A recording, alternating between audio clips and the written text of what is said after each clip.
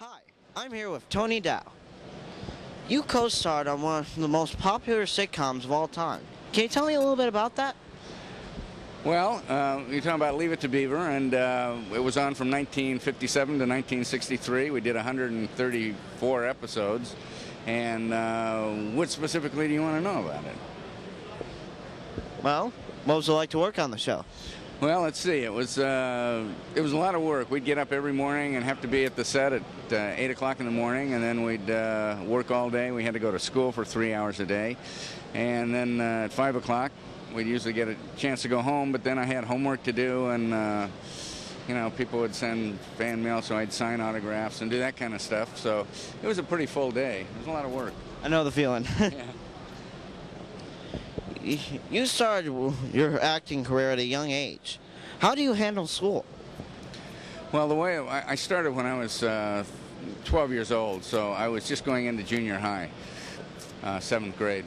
So we went 3 hours a day. The LA City school system has a special division at that time that took care of kids that were working.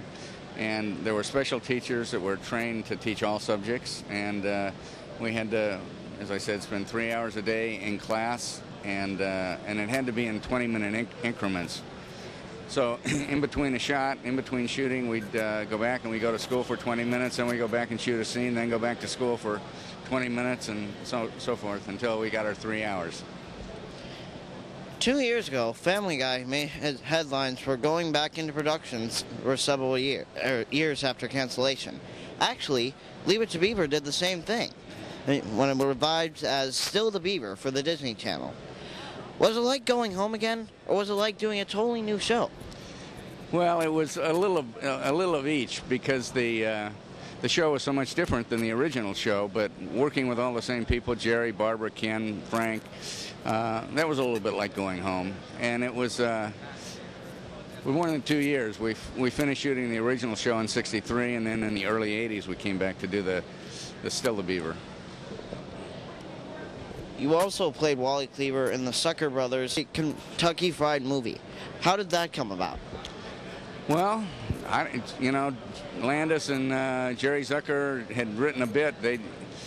Kentucky Fried Movie was a stage show in I think Chicago or somewhere, and they got a picture deal to make it into a film. And one of the gags that they did was a beaver gag. So, and it was well received. So they wanted to put it into the film. So, unfortunately, Jerry, at the last minute, decided not to do it. And the guy that you see playing Jerry is Jerry Zucker.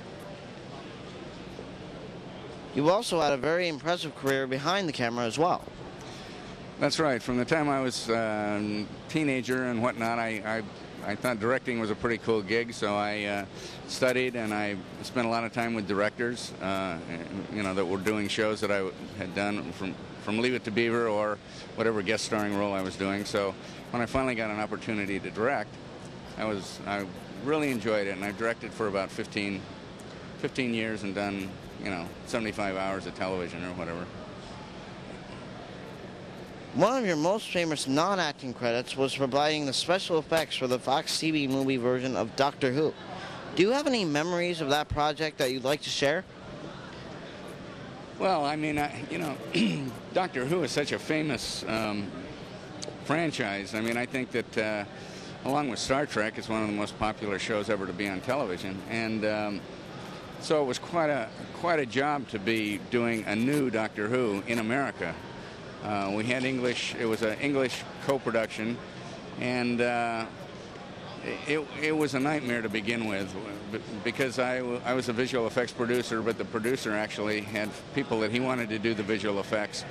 And after we started shooting, it turned out that his friend couldn't do it for the price that he said he could, so we had to scramble to get the show done. But it was an interesting show. The one thing that I thought was fascinating was the final scene of the show where the doctor gets sucked into the big cauldron thing where he goes. That was, we didn't know how we were going to end the film until a few days before we shot it.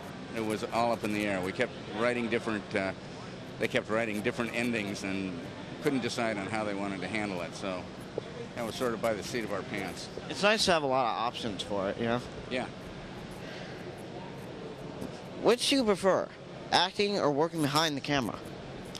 Well, I'd rather act in a good production than direct a bad one, and I'd rather direct a good production than act in a bad one. So it really depends on the project. You know, I think that good projects are hard to find, and so it's always nice to be involved in one. Well, thank you very much. Hey, thank you, man. See you later.